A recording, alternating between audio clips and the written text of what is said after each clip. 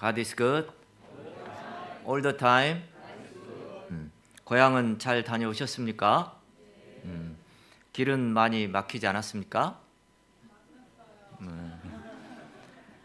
코로나가 끝나고 처음 맞는 추석 명절이어서 많은 사람들이 고향에 다녀온 것 같습니다. 저는 또 내려가지는 못했지만 말씀을 준비하느라 했지만은 또 개인적으로 또 휴일에 조용히 말씀을 은혜를 주셔서 감사를 드립니다.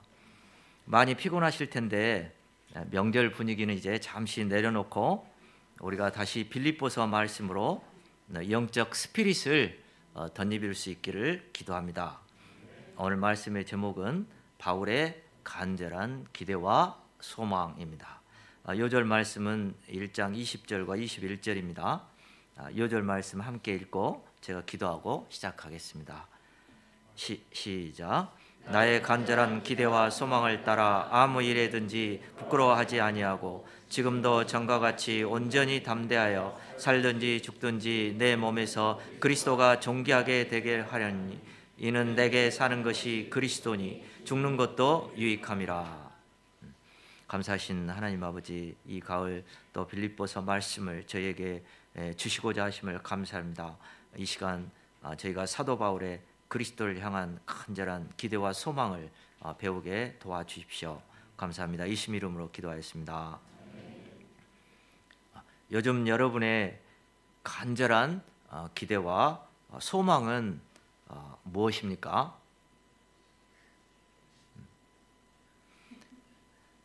어떤 사람들은 그 게임의 레벨을 올렸으면 좋겠다. 그래서 아이템을 많이 모아가지고 그런 사람도 있고, 또 복권으로 대박 나는 것입니까?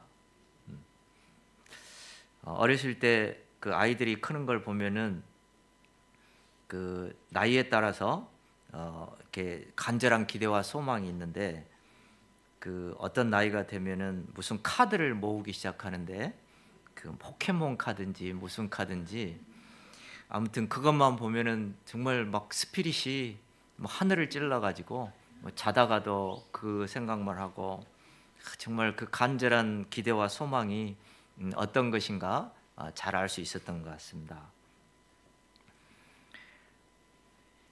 그 사람이 어떤 사람인가를 알고자 한다면 그 사람의 간절한 기대와 소망이 무엇인지 보면 알 수 있습니다. 왜냐하면 그 사람의 기대와 소망이 그 사람의 삶을 규정하고 있기 때문입니다. 또 사람이 어떤 기대와 아무런 소망도 없이 그저 살아간다면은 진정으로 인생을 사는 것이라 할 수 없을 것입니다. 만약에 우리가 천박한 것을 기대하고 또 소망하고 산다면 우리는 반드시 천박한 사람이 되어갈 것입니다. 또 제약된 것을 기대하고 계획하고 산다면 비참한 자가 되어버리고 말 것입니다. 또 공허하고 무가치한 것들을 기대하고 소망하며 산다면 결국 우리 인생은 허무하게 끝나게 되고 말 것입니다. 반면에 우리가 존귀하고 거룩하고 영원한 것을 간절히 기대하고 소망하고 산다면 우리의 삶도 따라서 고귀하게 되고 거룩하게 되고 영생을 누리는 삶을 살게 될 것입니다. 무엇보다 심령으로부터 솟아나는 참된 기쁨을 맛보며 살게 될 것입니다. 우리에게 가장 유익한 것이 무엇인가? 또 그리스도인으로서 간절히 기대하고 소망할 참된 가치 있는 것이 무엇인가?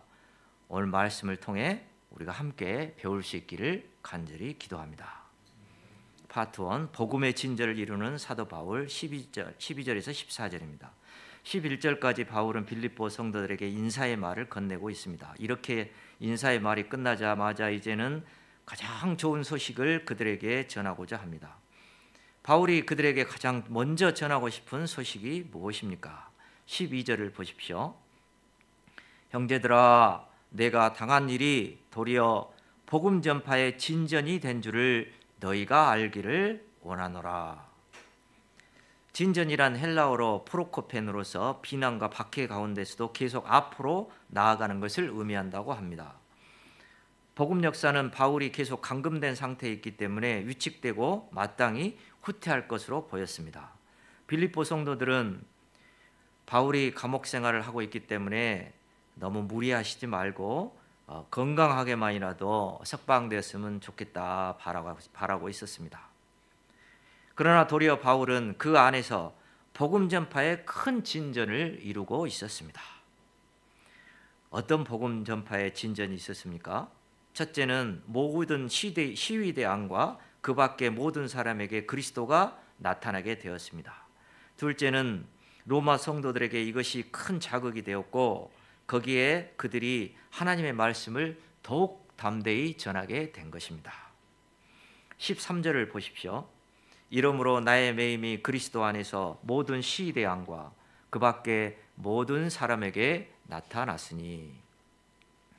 시위대는 황제의 근위병을 말합니다.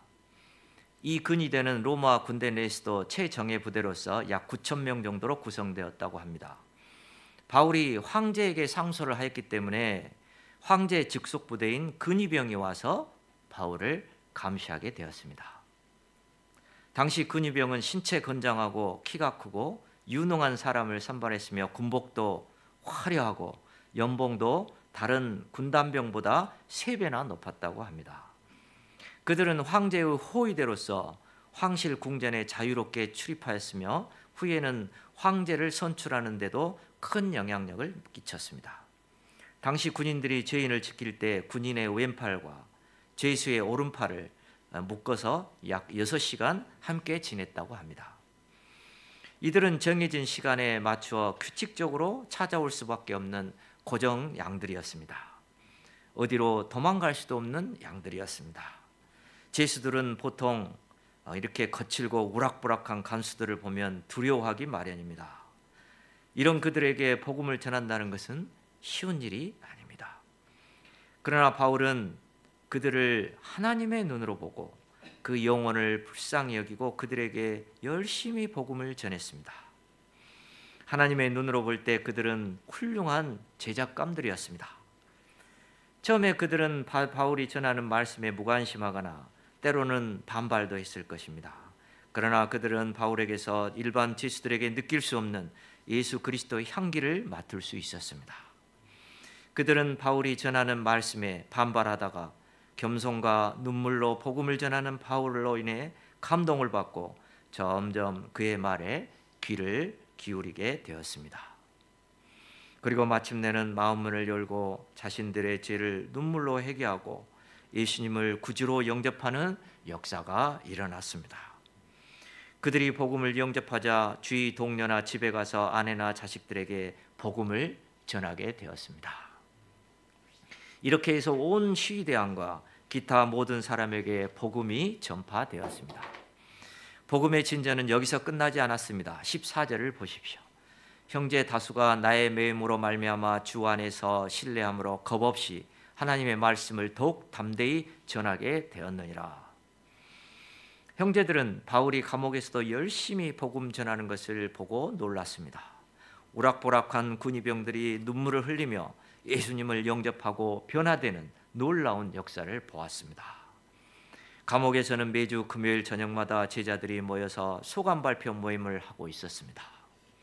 이를 보고 많은 형제들이 힘과 용기를 얻게 되었고 더욱 담대하게 복음을 전파하게 되었습니다. 우리는 여기서 바울의 투철한 복음 중심의 삶을 배우게 됩니다. 바울은 예루살렘 성전에서 갑자기 체포되었습니다. 그리고 2년을 가이사랴 감옥에 있어야 했습니다. 천신만고 끝에 로마에 들어오기는 했지만 몇 평 되지 않은 셋집에 감금되어 있기는 마찬가지였습니다. 지금까지 사역하는 동안 많은 핍박과 박해를 받았지만 그래도 이곳저곳을 자유롭게 다니면서 복음을 전파할 수 있었습니다. 그런데 지금은 언 4년을 이렇게 감금 생활을 하고 있습니다. 그리고 지금은 결과를 알 수 없는 재판을 눈앞에 두고 있습니다. 젊었을 때와는 달리 몸은 점점 쇠약해지고 이런 것에 기약 없이 갇혀 있다가 언제 죽을지도 모르는 자신의 형편을 생각하면 하염없이 슬픈 눈물을 흘릴 수밖에 없었습니다. 또한 자기를 고소한 이 동족을 생각하면 원망하고 하나님의 사랑을 의심하기 쉬웠습니다. 이런 상황에서는 믿음을 지키는 것만 해도 위대한 일입니다. 그런데 바울은 이런 상황에서 놀랍게도 복음의 진보를 이루고 있었습니다. 그가 어떻게 이렇게 할 수 있었을까요? 바울이 알 수는 없지만 이렇게 인도하신 데는 하나님의 선하신 주권이 그 가운데 있음을 믿고 그 사랑을 확신했기 때문입니다. 그는 하나님이 하시는 일은 언제나 옳으며 하나님은 어떤 경우에나 실패가 없으시며 하나님을 사랑하는 자 그 뜻대로 부르심을 입은 자들에게는 모든 것이 협력하여 선을 이루신다는 하나님의 섭리를 믿는 믿음이 있었습니다. 그럴 때 옆에 있는 간수가 사랑스러운 양이요 훌륭한 제작감으로 보이기 시작했습니다. 우리에게도 감옥과 같은 환경이 있습니다. 감옥의 특징은 매인다는 것입니다. 학생들은 무거운 학과 공부와 아르바이트, 또 취업 준비로 매이고 이로 인해서 복음 역사를 섬길 시간이 없다고 생각하기 쉽습니다. 학사님들은 직장이 감옥과 같이 생각될 때가 많습니다. 피싱도 하고 양들에게 말씀을 가르치고 싶지만 저녁 늦게 끝나기 때문에 아무것도 할 수 없다는 운명주의에 시달리기 쉽습니다. 또 사모님들은 집안에서 살림살이하고 자녀를 돌봐야 하고 또 어떤 사모님들은 직장에까지 다니므로 이중 삼중의 십자가로 아무것도 할 수 없다는 운명주의에 시달리기 쉽습니다. 또 영적인 문제에는 아무 관심이 없는 이 시대의 양들과 이 시대 환경이 감옥과 같이 느껴질 때가 있습니다. 이때 우리는 이런 환경을 탓하고 조건이 개선되어야지 이 복음 역사를 섬길 수 있는 것이 아닌가 생각하기 쉽습니다. 그러나 오늘 말씀에서 바울을 통해 볼 때 복음 역사는 결코 환경이 좋고 조건이 좋아야 일어나는 것이 아님을 배우게 됩니다. 자신의 앞날이 불투명한 가운데서도 몇 평의 감옥에 매어 있는 가운데서도 바울은 복음의 진저를 위해 애를 썼습니다. 이러한 투철한 복음 중심의 신앙으로 그는 운명을 극복할 수 있었고 환경을 극복하고 위대한 복음의 진보를 이룰 수 있었습니다. 우리가 불가능한 가운데서도 복음의 진전을 이루어간 사도 바울의 믿음과 이 복음 신앙을 배울 수 있기를 기도합니다. 그러므로 이번 가을 학기 우리 가운데 놀라운 복음의 역사가 진보의 역사가 나타나기를 간절히 기도합니다. 파트 바울의 기쁨 15절에서 18절입니다. 바울이 감옥에 갇히게 되자 두 종류의 전파자들이 나타났습니다. 대다수 성도들은 착한 뜻으로 그리스도를 전했지만은 어떤 이들은 투기와 분쟁으로 전파했습니다. 이들은 지금까지 내가 바울 때문에 빛을 보지 못하고 있다고 생각하다가 바울이 감옥에 갇히게 되자 이를 좋은 기회로 생각하였습니다.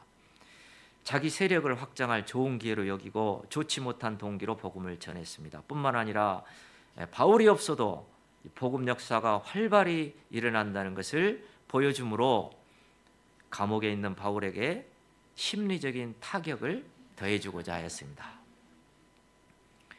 만일 바울이 조금이라도 인간적으로 생각했더라면 이런 그들로 인해 충격을 받아 심장마비로 사망했을지도 모릅니다.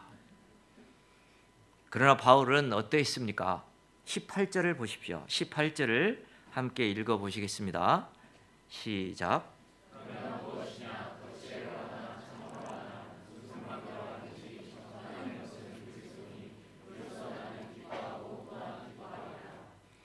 전혀 상관없이 바울의 마음은 도리어 기쁨으로 충만하였습니다. 바울이 이런 파당적인 그 행위를 두둔하거나 칭찬하는 것은 아닙니다. 그러나 어떤 모양으로든지 그리스도가 전파됨을 주목하였습니다. 이 소식을 들었을 때 바울은 그들이 자신에게 했던 행동에 대한 것은 다 까먹고 기쁨이 충만해졌습니다. 그는 그저 그리스도만 바라보는, 그리스도만 생각하는 그리스도 바보였습니다. 우리는 여기서 사도 바울의 기쁨과 슬픔의 기준이 무엇인가 알 수 있습니다. 보통 사람들은 자기가 잘 돼야 기뻐합니다. 자신이 인정받고 남보다 자기가 사랑받고 존경받을 때 기뻐하고, 배척당하고 핍박당하고 무시당하면 슬퍼합니다. 기뻐하는 것과 슬퍼하는 것의 기준이 자기에게 있는 것입니다. 그러나 바울은 자신이야 어찌 되든 상관없었습니다. 바울의 관심은 오직 그리스도에게만 있었습니다. 그는 그리스도를 배우고 그리스도를 얻고 그 안에서 발견되고 그리스도를 전파하고 그리스도를 위해 사는 참다운 그리스도인이었습니다. 우리의 참된 기쁨은 그리스도를 높이고자 하는 데서 나옵니다. 우리가 신앙생활을 하는데 참된 기쁨을 누리기를 원하지만 잘 되지 않는 이유가 무엇입니까?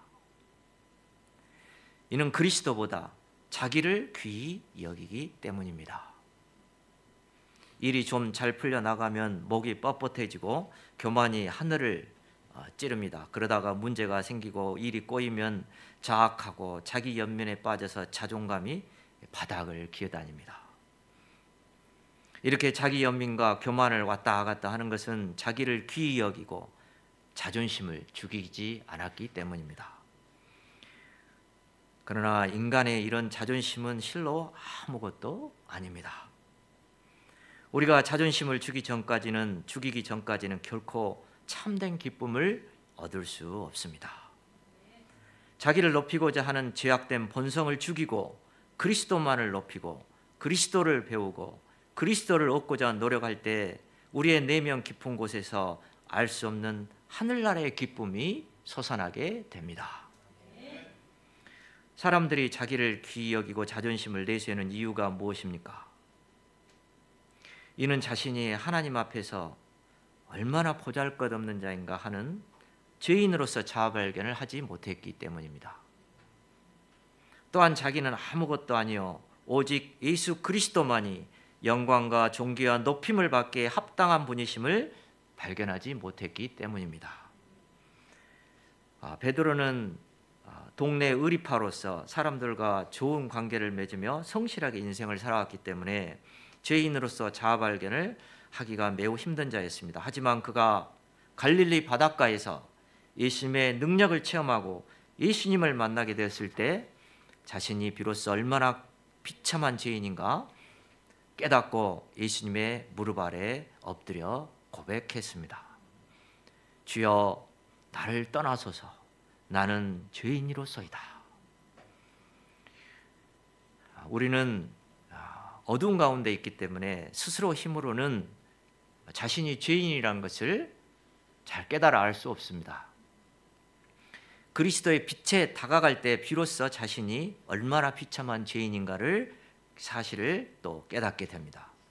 어떤 신사가 파티에 참석하기 위해 멋진 양복을 차려입고 저녁 가로등길을 걷고 있었습니다. 그런데 마침 비가 오고 지나가던 자동차가 흙탕물을 튀겨서 옷에 튀게 되었습니다. 그는 털면 그냥 될 것이라 가볍게 생각했습니다.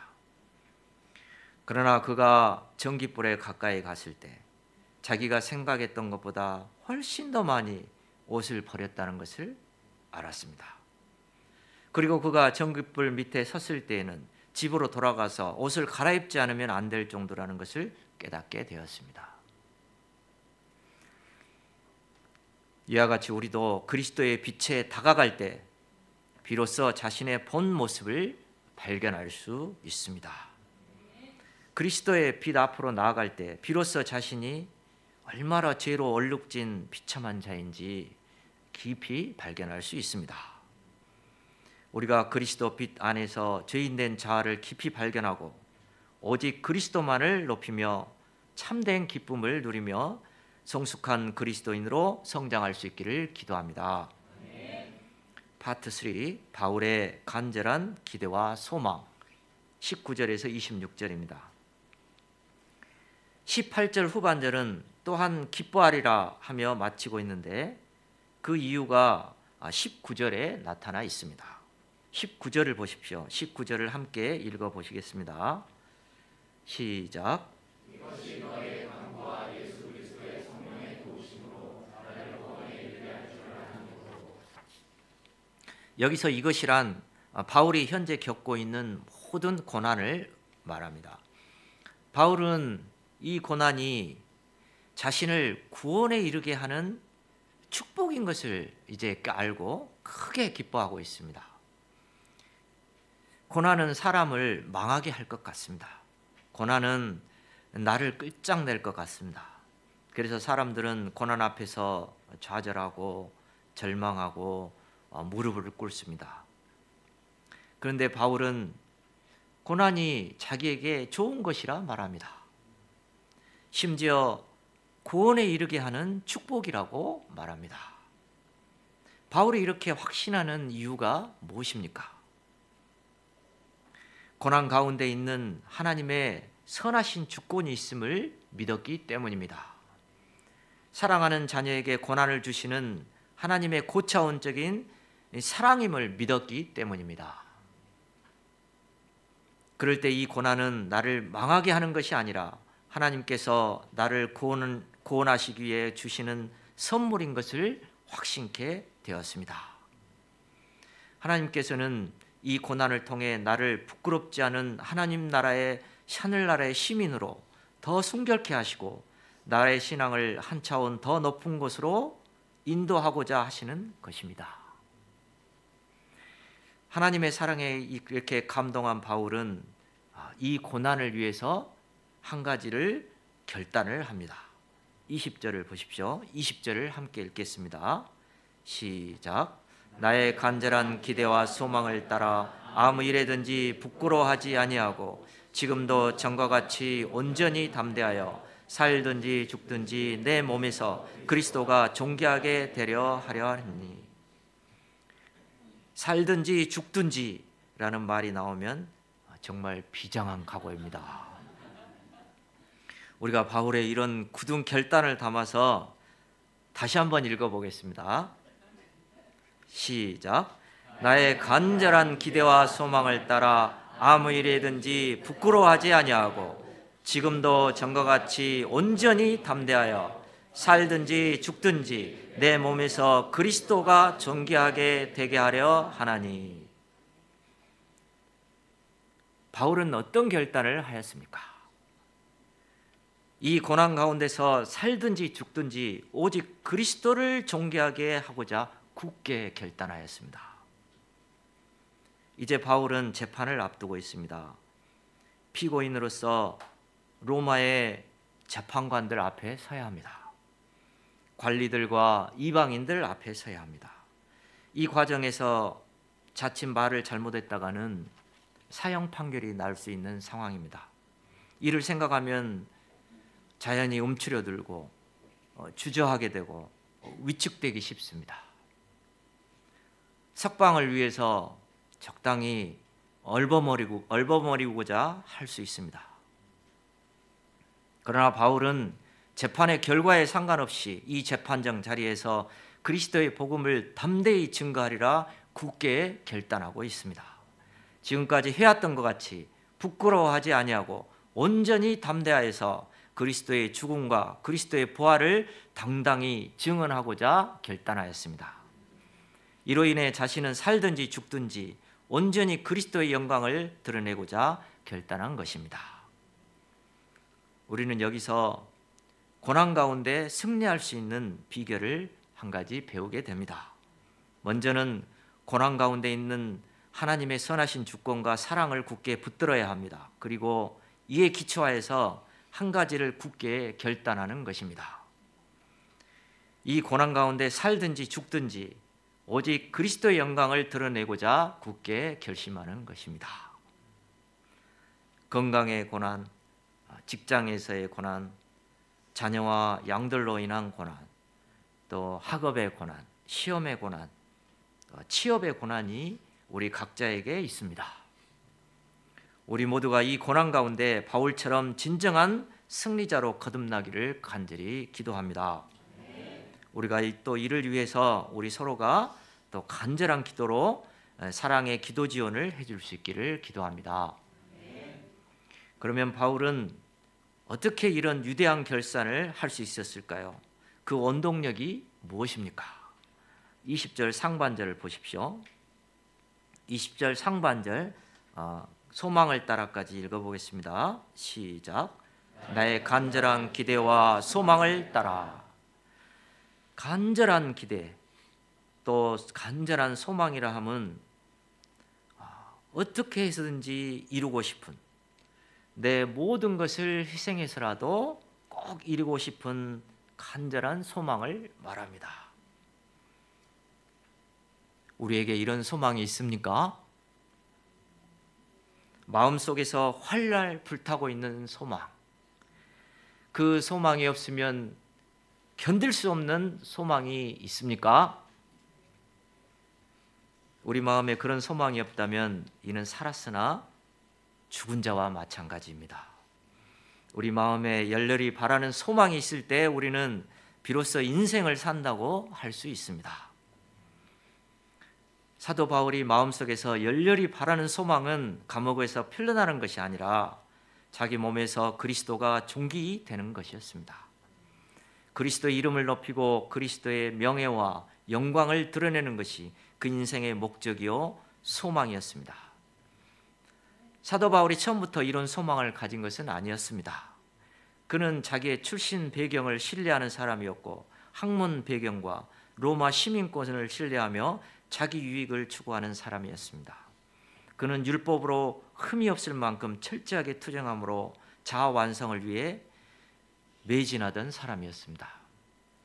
이를 통해 그는 누구보다도 자기 이름을 높이고 자기 영광을 구하는 명예심이 강한 사람이었습니다. 그는 이를 위해 스데반을 죽이는 데 앞장섰고 예수 믿는 자들을 모조리 잡아 죽이고자 하는 열망으로 가득 찼습니다. 그러다가 그가 살기 등등하여 다메섹으로 가던 도중에 부활하신 예수님을 만나게 되었습니다. 호련히 하늘로서 강렬한 빛이 그를 비추고 부활하신 주님의 음성이 들려왔습니다. 사울아, 사울아, 내가 어찌하여 나를 핍박하느냐?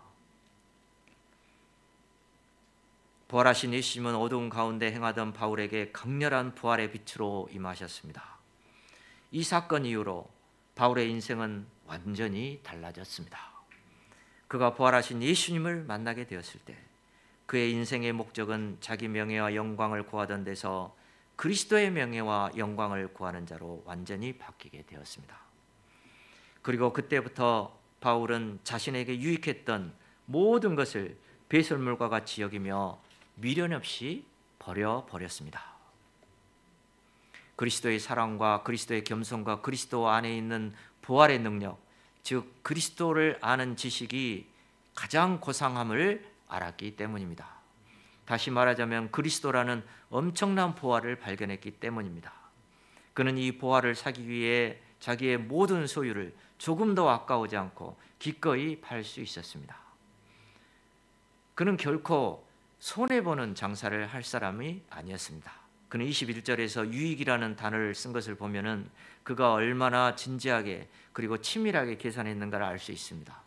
바울이 그리스도를 높이고 그의 몸에서 그리스도를 존귀히 여기는 것을 인생으로 목적으로 삼은 것은 이것이 그에게 가장 유익함을 알았기 때문입니다. 21절은 사도 바울이 살든지 죽든지 그 몸에서 그리스도를 존귀히 여기고자 하는 이유를 말해주고 있습니다. 21절을 보십시오. 21절을 함께 읽겠습니다. 시작.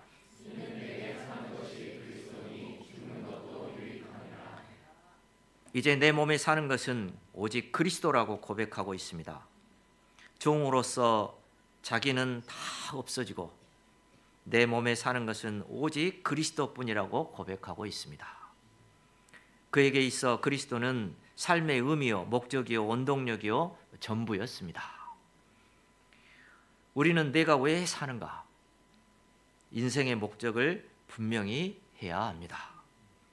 특히 우리 그리스도인들은 내가 왜 그리스도를 위해 살아야 하는가? 왜 그리스도가 우리의 삶의 의미와 목적이 되어야 하는가? 진지하게 생각해 봐야 합니다.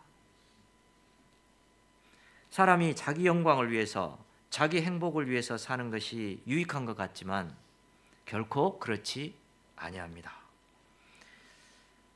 인간을 비참하게 만드는 것은 환경이 나쁘거나 소유가 없어서가 아닙니다. 이것은 자신에 대한 병적이고 애처로운 생각 때문입니다.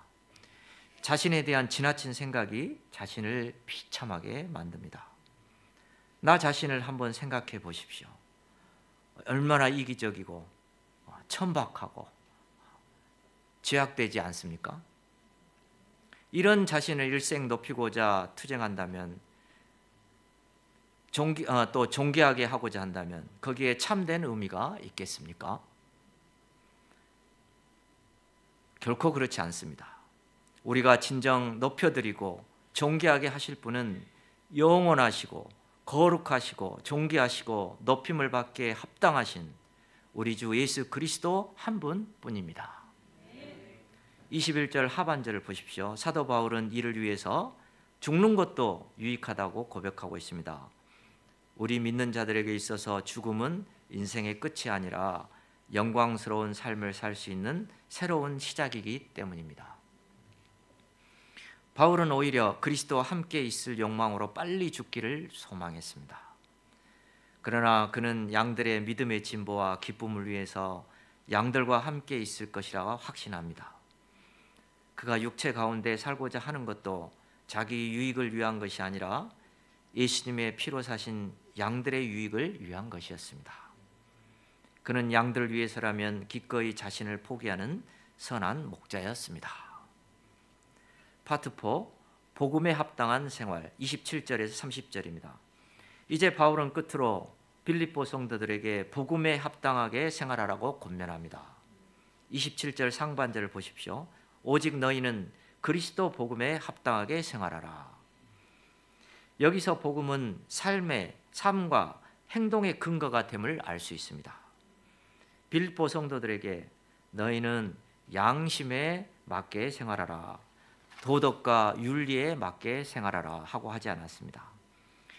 어른들은 주로 아랫사람들에게 남에게 패 끼치지 말고 살아라 하고 많이 권합니다. 요즘 MZ세대는 남의 말 듣지 말고 내 마음이 원하는 대로 자유롭게 살아라 하는 것을 삶과 행동의 근거로 삼고 살아갑니다. 그런데 요즘 샌프란시스코의 상황은 마음이 원하는 대로 살아간 사람들의 최후가 어떤 것인가를 적나라하게 보여주고 있습니다. 세상 사람들이 어떻게 살아가든 우리 그리스도인들의 삶과 행동의 근거는 복음이어야 합니다. 그러면 복음에 합당한 생활이란 무엇입니까? 첫째로 한마음 한뜻이 되어 복음 신앙을 위해서 서로 협력하는 것입니다.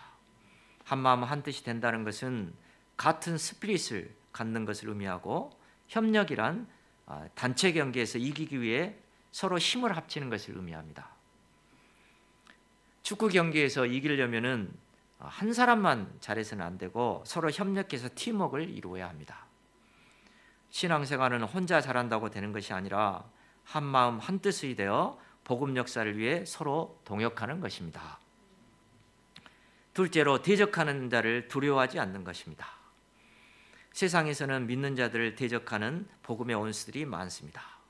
이들은 그리스도인들을 조롱하고 핍박합니다. 그러나 이들은 몸은 죽일 수 있을지 몰라도 그 후에는 아무것도 할 수 없습니다. 우리가 진정으로 두려워할 분은 죽인 후에 지옥에 던져 넣을 수 있는 권세 있는 하나님이십니다. 우리가 하나님을 두려워할 때 그 어떤 대적자도 두려워하지 않을 수 있습니다. 셋째로 그리스도를 위하여 적극적으로 고난을 받는 것입니다. 29절을 보십시오. 그리스도를 위하여 너희에게 은혜를 주신 것은 다만 그를 믿을 뿐 아니라 또한 그를 위하여 고난도 받게 하려 하심이라. 공동 번역에서는 이를 다음과 같이 말합니다. 여러분은 그리스도를 믿을 특권뿐 아니라 그분을 위하여 고난까지 당하는 특권, 즉 그리스도를 섬기는 특권을 받았습니다. 그러므로 그리스도를 믿는다 하는 말과 그리스도를 위하여 고난을 받는다 하는 말은 동격임을 알 수 있습니다. 이것은 마치 동전의 앞면과 뒷면과 같이 동일하게 붙어 있는 것입니다.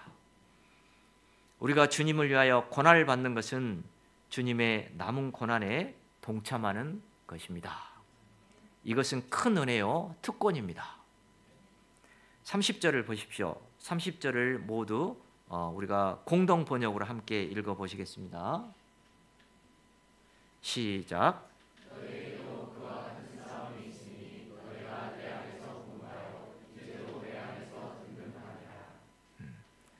이를 공동 번역으로 번역하면은 여러분은 내가 그리스도를 위해서 싸우고 있는 것을 보았고 또 지금도 계속해서 싸우고 있다는 것을 듣고 있을 터이지만 지금 여러분도 같은 싸움을 하고 있습니다 라는 뜻입니다. 그리스도인이 세상을 살아간다는 것은 치열한 전쟁터에 있는 것과 같습니다. 우크라이나 군인들의 전쟁을 그 영상을 보면은 그 전쟁터가 어떤 곳인가 실감할 수 있을 것입니다. 이들은 아침에 일어나면 밤 늦게까지 싸우고 잠깐 눈을 붙였다가 일어나서 또 싸우고 있었습니다.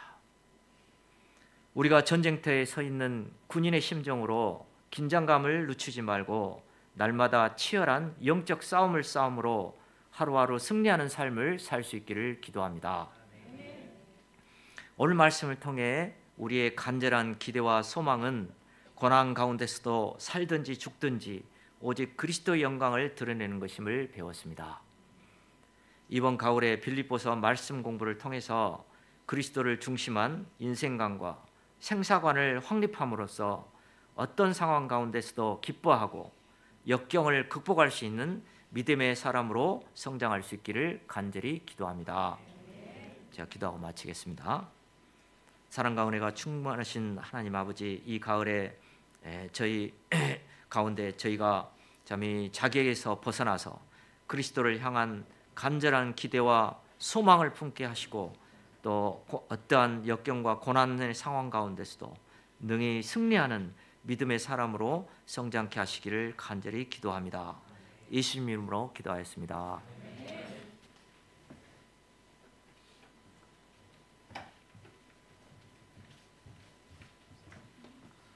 찬송가